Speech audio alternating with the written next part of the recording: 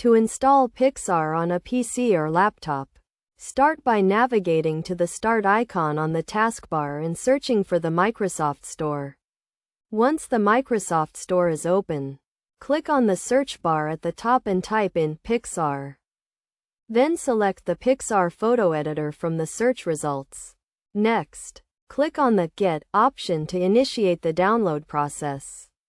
The Picsart photo editor will begin downloading onto the PC, and the Microsoft Store will display the description, screenshots, ratings, reviews, system requirements, and additional information. After the download is complete, click on the Open button to launch the Picsart photo editor. From there, log in with a username and password to start editing pictures. This straightforward process allows users to easily download and install Picsart on their PC.